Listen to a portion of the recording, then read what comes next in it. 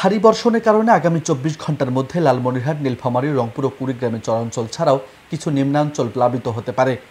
শুক্রবার পানি উন্নয়ন বোর্ডের বন্যা পূর্বাভাস ও সতর্কীকরণ কেন্দ্র এমন শঙ্কার কথা জানিয়েছে।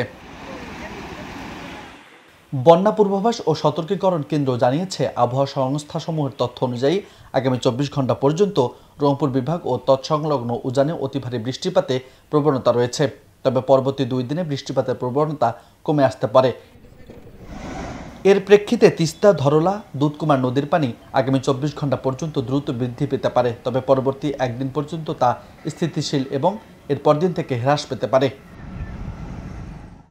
এই অবস্থায় আগামী ২৪ ঘন্টা পর্যন্ত লালমনিরহাট, নীলফামারী, রংপুর ও কুড়িগ্রাম জেলায় তিস্তা নদীর পানি সমতল সতর্ক সীমায় প্রভাবিত হতে পারে এবং জেলাগুলোর সংশ্লিষ্ট চরাঞ্চল ছাড়াও কিছু নিম্নাঞ্চল প্লাবিত হতে পারে।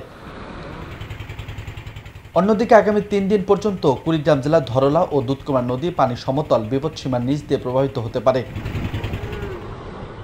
এদিকে রংপুর বিভাগের অন্যান্য প্রধান নদীগুলোর পানি বৃদ্ধি পাচ্ছে বলে জানিয়েছে বন্যা পূর্বাভাস ও সতর্কীকরণ কেন্দ্র। ফলে আগামী ২৪ ঘন্টা পর্যন্ত রংপুর বিভাগে এসব নদীর পানি বৃদ্ধি পেতে পারে, যা পরবর্তী একদিন পর্যন্ত স্থিতিশীল থাকতে পারে। তবে এসব নদীর পানি বিপদসীমার নিচ দিয়ে প্রভাবিত হতে পারে এবং পরবর্তী একদিনে হ্রাস পেতে পারে। এছাড়া রংপুর বিভাগের ব্রহ্মপুত্র নদ ও এর ভাটিতে যমুনা নদীর পানি বৃদ্ধি পাচ্ছে, তবে তা বিপদসীমার নিচ দিয়ে প্রভাবিত হচ্ছে। নিউজ ডেস্ক, বার্তা 24।